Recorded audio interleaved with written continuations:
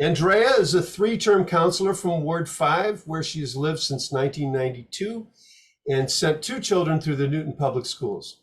A journalist by training, she is currently director of the Wastewater Advisory Committee to the Mass Water Resources Authority. She is chair of Public Safety and Transportation Committee.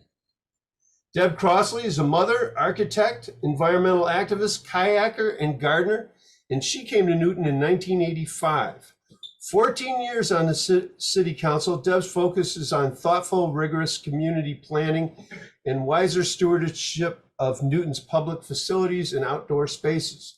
She currently chairs the Zoning and Planning Committee.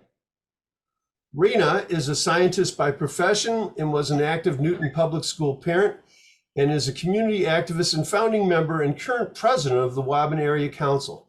Rena, her husband Paul, and their three children have lived in Waban for over 28 years. And with that, Marjorie, it's on you. Great. And as you said, we have spun for Rena first.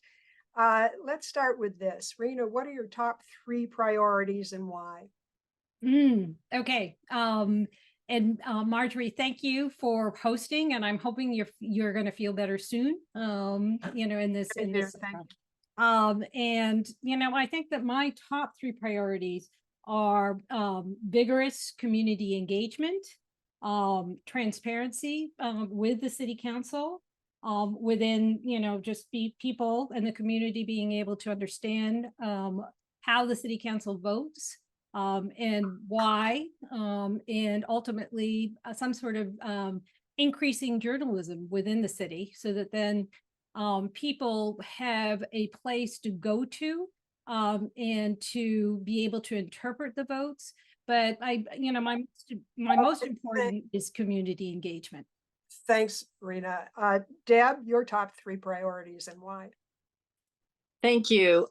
They've always been similar. I believe in wise and robust stewardship of our public facilities and resources.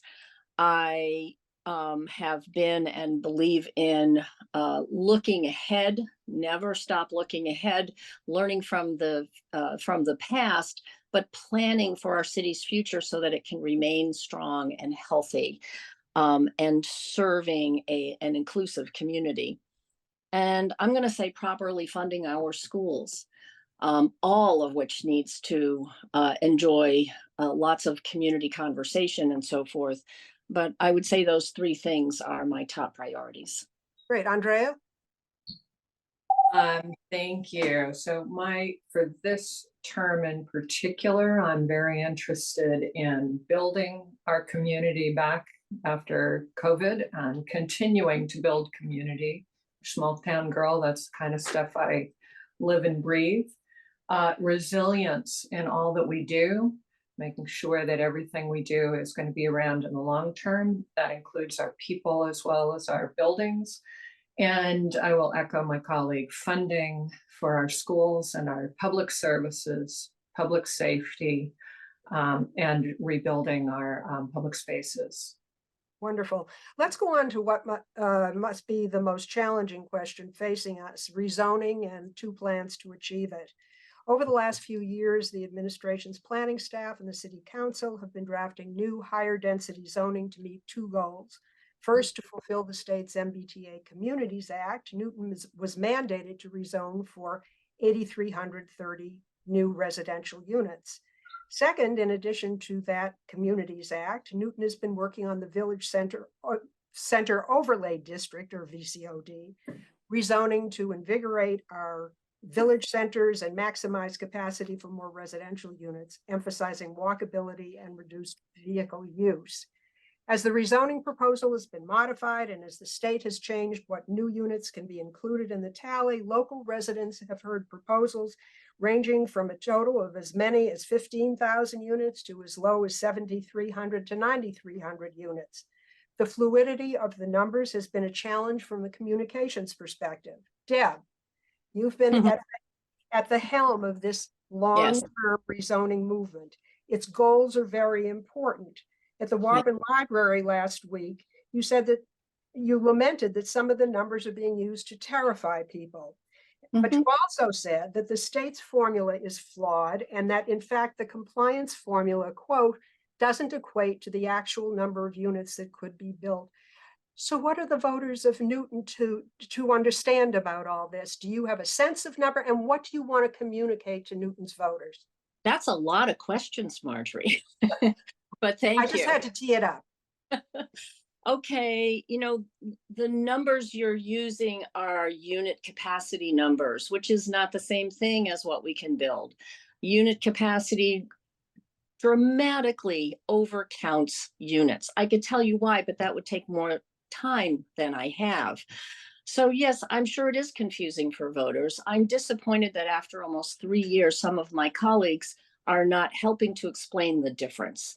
So I would actually reverse your priorities. I would say we first started working on the Village Center Overlay District. We didn't know what we were calling it at first, but that we wanted to reinvigorate our villages to help support our businesses and to build more desperately needed, smaller, more compact housing walkable to those villages. It's a neat formula that works for other communities, and we need to do it here. Second, MBTA communities. But I'll tell you what, Deb, you're at the end of your time, but we will come Okay. back to this, I promise you.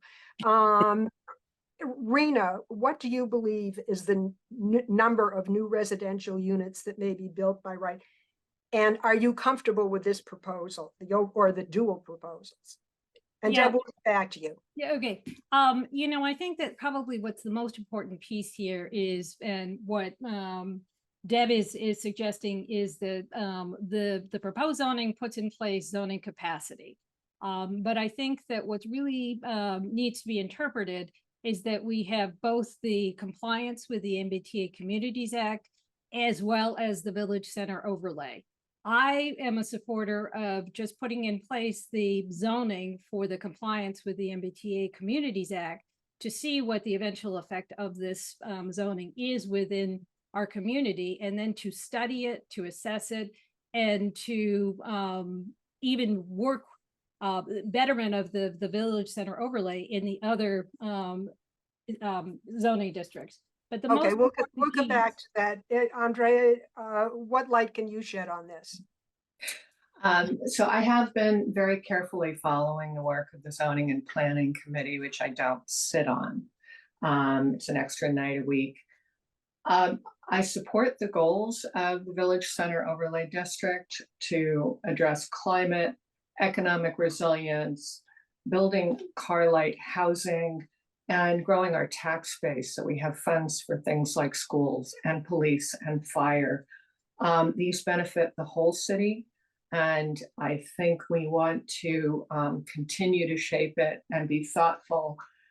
However, I'm not scared by having a little more capacity than what is actually required under the MBTA. Deb, you were interrupted by the clock. One question that has struck me only recently is, since you started the VCOD in advance, and the state has now said that there are residential units created by new building in the village centers, those units can be counted to comply with the MBTA. Any units counted there can be counted for the MBTA. Do the two things have to go hand in hand? I don't understand your question. Could you restate the question, Okay. please?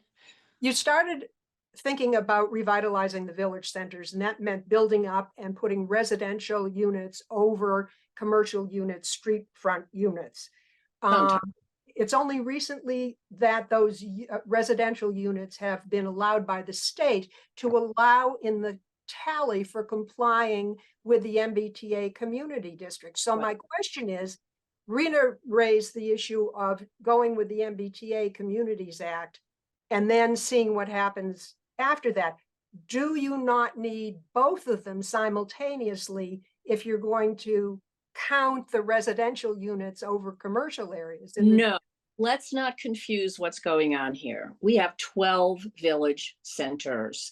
5 of them may be used to comply with the MBTA Communities Act. If we only use those 5 to comply with the MBTA community's unit capacity, we will be eliminating 7 villages from the map. That's how this will work. We will go ahead with only 5 villages and leave the others off the map. It raises all kinds of issues for the city. Equity in terms of distribution, impact on those 5 villages when the rest of the villages aren't going to be benefiting, and I'm going to use the word benefiting, from the opportunity that this new zoning will provide to the property owners in those other 7 villages. Okay, let's, Rena, you're next. Just to Oh, you so- mentioned the fiscal impact, Right. you know, Yeah, of yeah, all yeah. of this. Yeah. Do you think that that should be done before voting on it, on any of this impact on infrastructure and impact on finances? Or do you believe that any changes there that are coming forth will be gradual and that there will be time to deal with the impacts on infrastructure and services? Yeah, well, unfortunately, I think these assessments and these, pre-planning studies should have been done in concurrently at the same time that the zoning was being proposed. And I asked the other night whether or not, in fact, point me to the planning documents that had done these studies. I'm very concerned, and I think that I actually support what the MHPC had originally supported, phase development, because I think even at, the 9,000 and plus, 10,000 units allowed by right is a lot of units to be, putting on the table and putting forth for the development community. So the effect of that needs to be really sort of in some way understood before we move to a full complement of all the villages. And I think, Andrea, how would you do the timing of all of this? So, let's just be clear, we're talking unit capacity, and we are, in order to maximize the unit capacity in the smallest, shortest area of Newton, we are doing what MBTA Communities asked us to do, which is to eliminate the mandate for costly parking minimums. So we aren't telling developers that we know better than they do about how much parking they need, but we're under no illusion that no parking will be built. So your unit capacity is already, when you factor in what's likely to happen and also the amount of time between when things are sold and when things are developed, we're already talking about well under some 10,000 units. Okay. Deb, can you had your hand up, but I wonder, can you move this into a discussion of specifically affordable housing? And with all of this talk about number of units, what are we looking to achieve in terms of affordability? So the numbers are wrong. I just need to say that again. They're just wrong. They are not an assessment of what could be built. It's not even possible to build that number of units by the assumptions made in the formula. But affordability is achieved in 2 ways. The more housing you build over 6 units. So the stuff we would build in our village centers, whether it has retail on the first floor or not, because some doesn't have to, will require deed restricted affordable units at the rate of our inclusionary ordinance. We may use our inclusionary ordinance. That was something we fought to achieve in 2022. I was involved in that fight, and we got that. The other way we achieve it's affordable to whom, right? What are we missing in Newton in huge numbers? Middle income housing, starter housing, smaller units. So we have, in addition to the village centers, where the impetus and the incentive is to build more smaller units by how we've constructed the ordinance, the incentive and the impetus is to build smaller units in the several blocks surrounding the village centers in the MRT zone. Okay, Andrea, I see you nodding your head, and we'll get to you in a second, Rena. But do you have any sense of what affordable means in terms of rental or even purchase prices on condos in a city like Newton. You know, it's such a vague term, and I think people want to know what that involves. Well, there's a technical term, and then there's, you know, what you could afford, you being Marjorie, you being me. I couldn't afford my house. And I'll bet you dollars to donuts, most of the people in the Zoom room, were they to buy their house new, would not be able to move into Newton in that house. And that's because our values have gone up so high. Our land values are so expensive now. And that's because not only Newton, but all around us, nobody has been building housing, and we have been adding jobs like maniacs. And when you have many more jobs than you have homes, you have a housing crisis, and we do. Affordable is not my specialty, but I know that we can make things more affordable if we build a little more, allow a little more, and also build in some what affordable units, which are strict classification according to state and federal guidelines. Rena, do you want to weigh in on the whole issue of Yeah, affordability? just a little bit. There's two definitions for affordability: small A and big A, and the capital A is actually the deed restricted units. And then affordable with a small A is, you know, providing units at a price point that a teacher or a fire person or a police person would be able to afford in your community. And I think that what's important to understand is that many of our existing naturally affordable homes will be displaced, and many people will be displaced with the proposed zoning. So that then, like even with the commercial rents that we're seeing at Trio and at Austin Street, our existing businesses would not be able to afford those rents. So I think it's incredibly important to be holistic and to think about the transitions that will happen between existing, because we're a built out community, and the proposed zoning. Okay, I have a quick question for each one of you. Despite being next to a green line stop, Chestnut Hill is exempt from rezoning, allegedly because it is an historic district. Do you think that Chestnut Hill should be part of the rezoning and efforts by amending or seeking an amendment to that historic district? Deb.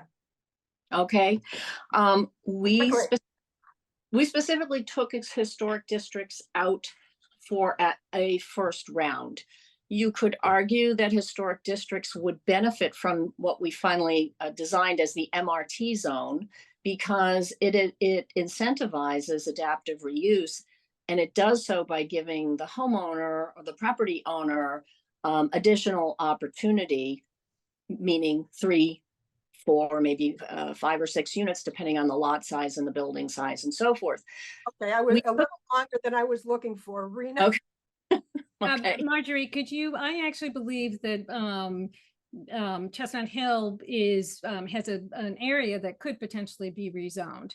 But I also am a strong supporter of removing all of the historic districts. Unfortunately, many of our communities did not have the opportunity to create a historic district. Newton Highlands tried, West Newton tried, and I really think that we need to really reconsider historic districts, because there is value in those buildings being in a district. Andrea? I think also Chestnut Hill doesn't have a commercial area around the T-stop. It's not constructed the way like Waban is, with, you know, shops on either side. It's kind of on its own there, but there are commercial areas on the Route 9 corridor, which would be part of a larger discussion about how the corridors get rezoned. They aren't village centers, but they're important commercial districts. Okay. Unfortunately, we could take the whole hour on this. Good. But let's move on to just the general theme of green spaces. And how would you beef up our ordinances? We've had them since 2014 to protect our existing tree canopy. What would you include in the ordinance? So let's start with Deb. Again, okay. I agree that we can strengthen our ordinance with respect to new development, and we do need to do that because we have a lot of just builders, small builders to larger developers in our residential areas coming in and just eliminating every tree on the lot. And I think that's terrible and it's not necessary, and we should strengthen those rules. For our existing 1 and 2 family homeowners, what I've seen so far, and I do not serve on the Programs and Services Committee, but what I see so far, I think is penalizing of our residents. If a resident wants to put a kitchen addition on or another bedroom or family room or something like that, and they have a tree on their property that's in the way, should they be charged thousands of dollars for the right to take that tree down so that they can use their property what is otherwise allowed by right? I don't think so. The clock says we'll have to leave that as a rhetorical question. You know what? I'm not seeing the clock, by the way. I see a box that In says the time. upper left-hand corner of the square that says timer, and then you hear the little thing when it, anyway, Andrea, how would you balance the city's needs for development with preservation of the tree canopy? So I signed on to that ordinance and I aligned myself with my colleague from Ward 5 on the general outlines of it. We want to protect our trees, but we also don't want to penalize our homeowners who just want to make a minor change or renovation to their house. And I've seen whole groves of oak trees be leveled in order to make a $4 million house, and I think that's criminal. But and not to go into the weeds, there are other things that we need to consider in the tree ordinance. Among them are weed trees like Norway maples. I had one of those once. Rena, how about you? Yeah, I actually support a strengthened tree canopy ordinance. And I think we need to be a lot more holistic and think about the tree canopy in a totality. The majority of trees are on private property. And in other communities, it's taken an assessment is taken of the existing tree canopy. And then it's on the homeowner that's potentially going to remove a tree to replace or to pay into a mitigation fund. And I think that it's really important to think of trees as incredibly valuable in terms of environmentally and in terms of stormwater. So it's all to the betterment of our community. And I think that we just need to be thinking forward and that a tree that is, 40 years today does so much work for the environment, and they need to be preserved. Okay, we have to. If I may? Yes, certainly. 10 seconds. I think it's also important that whatever we pass be enforceable. And so I think it's important for our colleagues on Programs and Services to listen to our tree warden about what he and his crew can actually do. Does that imply more funding for the people who are in charge of that aspect of city services? That might, and that's why we have to be careful, because we actually don't have more operating funding that we can throw to trees and parks as much as we would like to. Okay, now you raised the issue of parks very quickly. Everything is very quickly, I apologize. But do you think that the public parks, playgrounds, athletic fields, and sports and recreational facilities are sufficient to serve our current population? Let's start with Rena. No, we're already finding this problem, and we're already timing and putting up lights so that then people are on our playing fields at 10 o'clock at night. So this is a real problem because we have a finite amount of open space and playing fields for the community as it exists today. So what are we going to do if we have a tripling of our population with the proposed housing units? We really have to be very proactive, and we have to think through about potentially identifying other places for new open space. Deb, do you have a recommendation for a new creation of open space? I actually don't think there is somewhere in Newton where we would take down a woods and create another playing field. I have to say this is not my wheelhouse. I have to push back. There is not going to be a tripling of the population of Newton or a doubling of the population of Newton. That is not going to happen. But we do need to be planful as we move into the future, as we see things changing. Right now, we're seeing, young families being shut out of Newton, and our student population is declining, and it's concerning because we need a next generation to come here. Possibly we'll need to look at regional solutions to playing sports. A lot of these sports teams actually are not Newton teams. They are regional teams. So I'm not sure what the solution is, but it certainly is something that we should roll up our sleeves and tackle. Andrea, you get the final word on this? You're nodding. I am nodding. I mean, one reason There's something short to add. One reason, well, you asked us, all three of us, the question, I assume, and I haven't had a chance to answer yet. But one reason we have our field lights on so that people are playing at 10 o'clock at night is because wisely, the school committee moved back the high school start time, and our high school teams now have to practice later at night. And it does get dark, as you notice, in October, November, December, and beyond. So we need the lights so that they have that access. I'm on a lot of friends groups for a lot of parks. We do a lot of work to maintain and uplift and improve our parks, even without city funding. And I will also agree with Councilor Crossley. We actually have less population now than we did in the 70s. Let's talk for just a few minutes about the roads that take us to those parks and public facilities. Newton has some of the worst potholed streets in the metro area. And that's bad not only for cars, but for cyclists. And I know we have a couple of them on this panel, and pedestrians in areas with no sidewalks. So what would you specifically do to amp up our program for safe streets? Rena, let's start with you. Well, I actually am supportive of the $10 million that's been allocated for the improvement to the roads. And if the override had passed, more dollars would have gone into that program.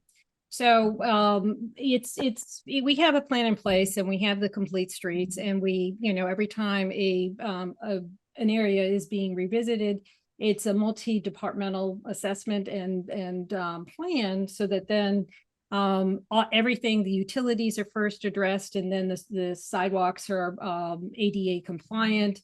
And I think of this as the plan is correct. We just need to be more funded more heavily.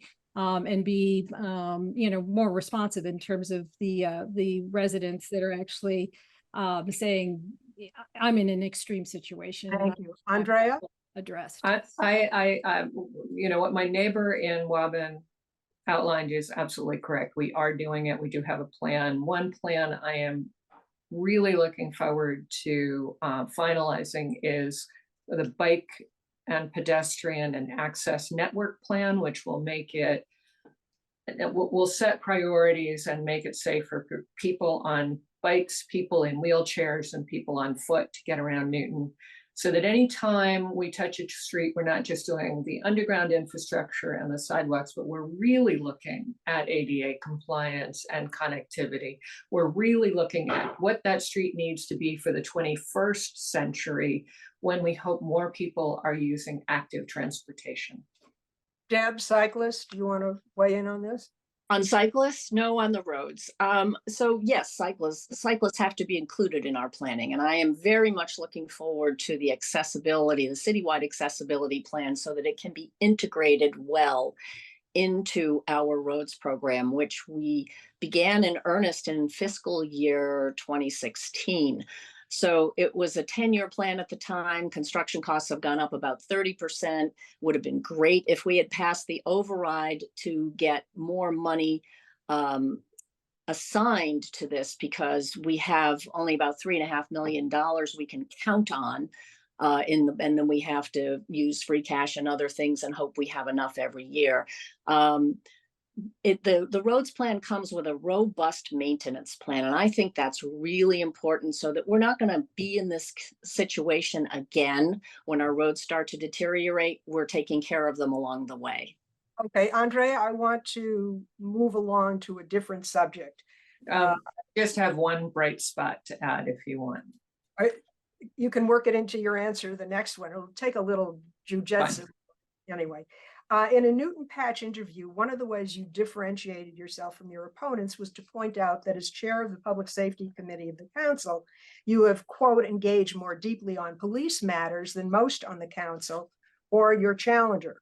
So what are the areas of greatest concern to you, and how would you assess the police department's training to deal with things like mental health crises such as that occurred in Newton Highlands, or active shooter situations, or last spring's handling of Black spectators at the marathon and their claim that they were discriminated against by the police? Big question. Yeah, you got a lot in there, Marjorie. So I've been working, and our entire committee, frankly, has been working closely with the police. Our oversight is mostly on budget, but we have them in to talk data and to talk more general questions.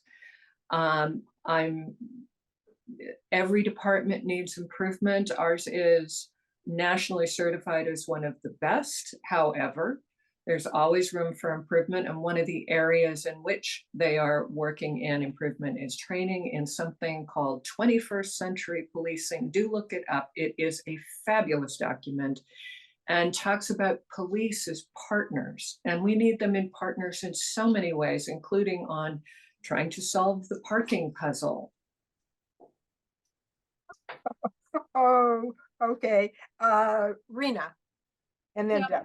Yeah, would you please repeat your emphasis, your specific question? Well, It's your assessment of police training to deal with a variety of community crises. Yeah, I think that, it's unfortunate, but I think that we're on our way. And I think when an incident like what happened at the marathon, there needs to be more exposure than there was. But I also believe that it's important to have a community conversation about what actually occurred and how we can actually do better next time.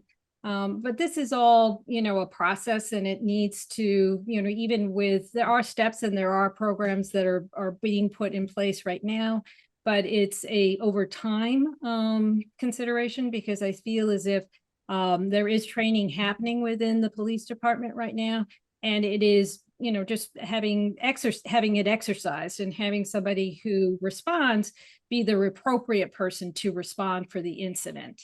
Great. Deb, can you unmute? I'm not muted. Okay. I got another device here. Okay. I think my colleague and neighbor from Waban summed this up pretty well. Everything takes time, and I think we have a terrific police chief today. It's been here a couple of years now. Time goes by so quickly, I forget, but I think he's making changes in the department. I remember when the report first came out from the task force, and the phrase I loved, the opening remarks was, we need to develop a culture of curiosity, not certainty. I love that for all of the complex problems that we're trying to solve. And as just the sensibility of that, applying it to the police department, I think is there. And I think you also have a collaborative spirit with the council. Okay, we're going to leap to a question about how we spend money. The city has some $40 million in surplus funds. The mayor proposed putting a large proportion of that into a new operations booster stabilization fund. That's a mouthful.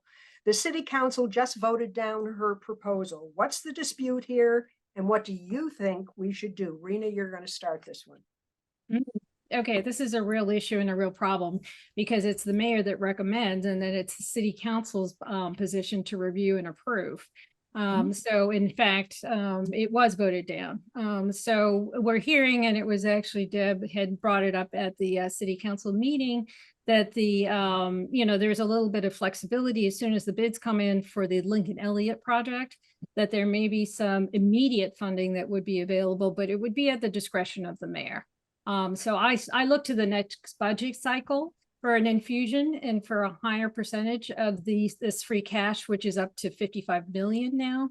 And it would be helpful to come up with creative solutions now for the staffing cuts. It needs to be solved now as Deb? quickly as we can. Did you say me? Yes, you did.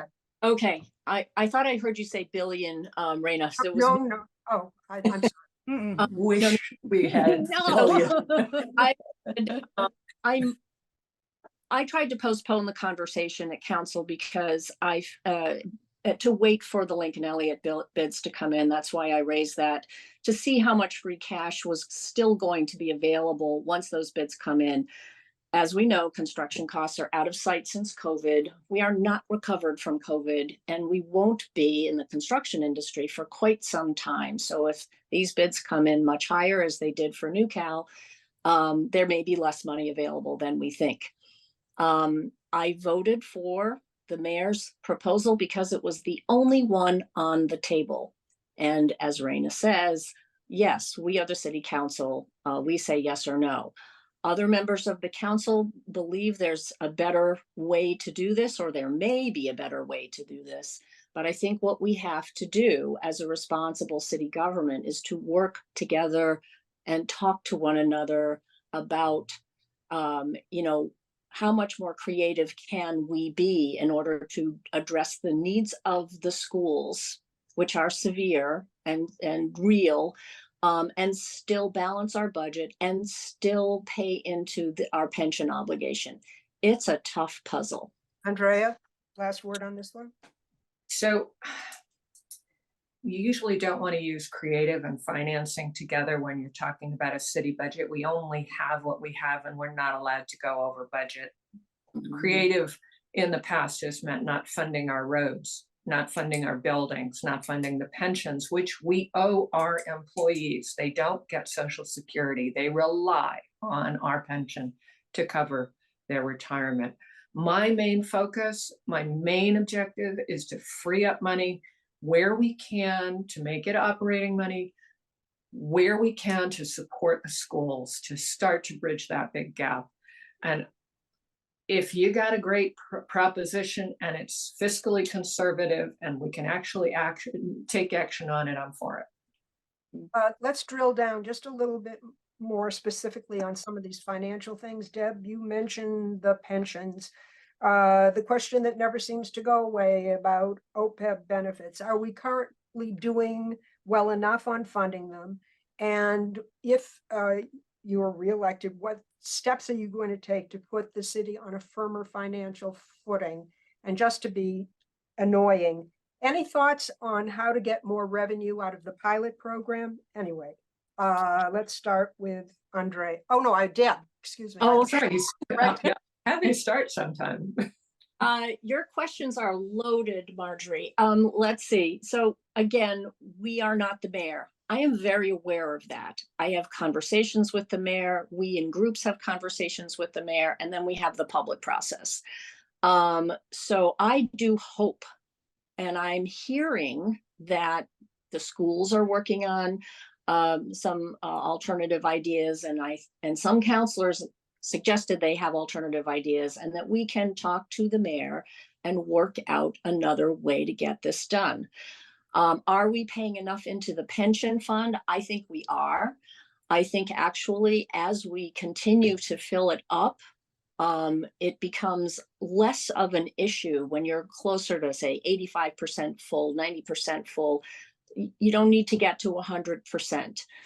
So I expect that the Council of the Future is going to go back to the retirement board with the mayor. It has to be with the mayor, and request a reduction of the amount we're putting in. Because at that point, you have the money to use for pensions, but you're starving for funds in the city's operating budget, especially without an override.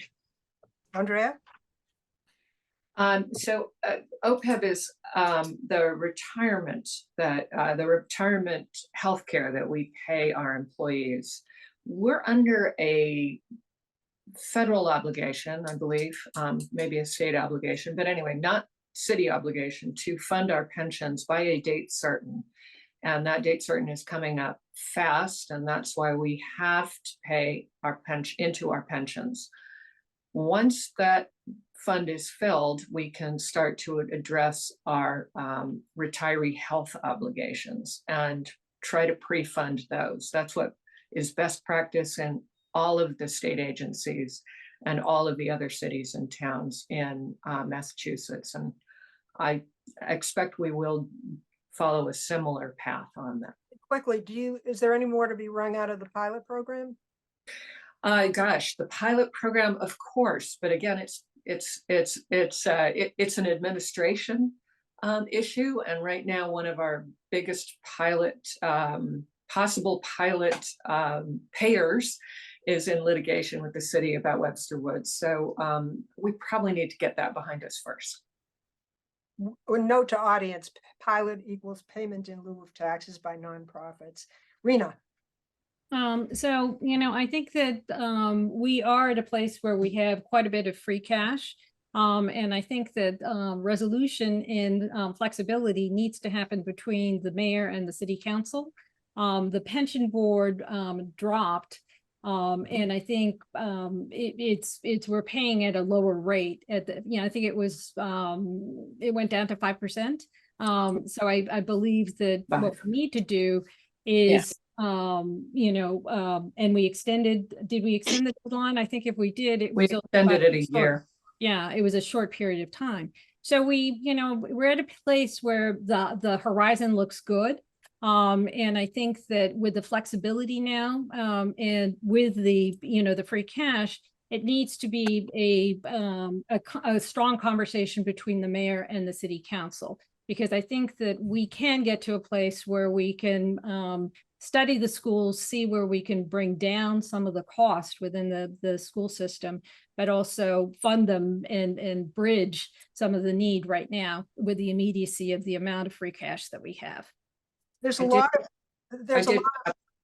did bring up with the mayor the question of whether we could pre-fund the retirement fund with some of the money she was talking about for an overlay, if they could give us a little more flexibility in the out years when we have the highest contributions. And she had, of course, already explored that. Okay. There's been some concern expressed about the need to involve residents in the decision-making process on a lot of these things. How do you plan to involve residents in that decision-making process, and what specific ideas do you have? And I would throw into that a question of, back in the day, the city used to send out a questionnaire to all households to assess the level of satisfaction or dissatisfaction with different aspects of living in Newton. That came out on an annual basis, and would you push to have that reactivated? But how specifically do you want to involve residents? Deb? I always want to involve residents, and it depends on the subject, the degree to which and the strategy you use to do that. We had years of public engagement on the village center's zoning, and, tremendous outreach, more than we've had on any subject in the city in the almost 40 years I've been here. So, and deservedly so. And it doesn't seem to be enough for some people, right? We hear this at every land use proposal, how many more people should be notified and so forth. And I only just heard of it yesterday. But yes, I think the survey that comes out from the city is a good idea to do again. I think we learn a little bit from that. I believe the mayor does polling on issues to help her, but I agree it would be nice to see the results of something like that. I expect that because we've had some unusual years, 3 years of COVID, that everybody was dissatisfied. Everybody was dissatisfied with everything, and we haven't gotten over that. Andrea. I think it's a balance, really. It helps to keep people informed and to ask their opinions, and I certainly would support reinstating that annual survey. But I am recalling the Needham Street Vision Plan and the Washington Street Vision Plan, which are still on, not worked into zoning. And in terms of Washington Street, we talked about a pilot that we were supposed to start rolling out right away and still haven't. So DPW went back out and surveyed people again. And what I heard is, how many times are you going to ask me to do the same survey before you take the answer I gave you as the answer I gave you? And I think there's a limit to how often you ask people to opine again about what they want. I think, you ask them, you take their word for it. Rena, I am asking you now to opine on. Well, I actually am, and yes, I would very much like to see the annual survey reactivated. But I also think that it's critical for both city councilors and the executive through the planning department to be creative again, to use that word, and have more visibility and more outreach to the community. I think it's important to show up at farmers markets, not just to dispense information, but to solicit information. Because I think as the most critical stakeholders in any equation in terms of changing governance or any proposal or plan are the residents that reside here, because we have the most knowledge to share with our elected leaders. Okay, each one of you now gets to pose a question to one of your opponents. Let's start with Andreae. For whom is your question? And please ask it. So my question is of my colleague, Deb Crossley. I'm curious, I know that your focus has been strongly environmental, but also strongly on zoning. So let's combine those two. What further things in the next term are you thinking of that might move the needle on our Newton's response or adaptation to climate change that could be done through the Zoning and Planning Committee? I love that question. Thank you. Two broad areas. One has to do with stormwater management and the intersection between our land use development standards, which are also in Chapter 30, and our engineering ordinances, and to deal with things like retaining walls and grade changes and so forth, something we started and got interrupted. The other is the climate action plan, and there's so many things. There's new building construction. We have adopted the strongest codes possible because Mass Code determines most of what we can do. We're moving the needle on clean energy. The codes are going to require more, but also we are one of the 10 communities, assuming we pass the MBTA Communities Act, because that's how we qualify at this point to stay in the program, who may require electrification in new buildings. Existing buildings are tougher. We have an ordinance we're about to review in November, Building Energy Reporting Disclosure Ordinance, and there's more. Rena, whom do you want to put in the hot seat? Okay, my question is for Councilor Crossley. Deb, would you support a non-binding ballot question on the proposed Village Center overlay districts? And if not, why not? And do you value to lead with compromise and consensus? It's a two-part question. I already voted no on the proposed ballot question. I think to do a ballot question that does service to this very complex mixed policy issue, this is why you elect people to represent you. We've gotten a tremendous amount of feedback from people. We've used it. We've amended our plan over and over and over. We're continuing to look at amendments. So do I lead with, did you say collaboration and compromise? I believe so. I mean, I think my record shows that. You don't get anything done by yourself. No one does. Anyone who tells you that they do is trying to pull the wool over your eyes. So it's all about collaboration and looking to people who know more than you do. On that note now, Deb, you get to ask a question of someone. Okay, well, I think I'm going to do a similar thing with my colleague, Andreae Downs. Andrea has led the Public Safety and Transportation Committee and served on it her entire time. And I wonder if you can talk about what you enjoy about leading that committee and how you collaborate and coordinate in order to get stuff done. Thank you. Yeah, I really enjoy working on public safety and on transportation, and my colleagues on that committee are all also interested. It's very interesting how outside of some questions on city council, when it comes to public safety, we are all on the same page. We are all collaborating. We all want to see our streets safer. And we've moved the needle and haven't been able to really advertise it. But if you're noticing a rapid pedestrian beacon at a problematic crossing in your neighborhood, that was our work. If you're noticing a lower speed limit or a safety zone near a park or a vulnerable population, like high schools, that was our work. If you are noticing that the speed limit on your street has gone down, or that the crossing for pedestrians has gotten shorter or safer, that is our work. And we're still tweaking West Newton Square. Okay.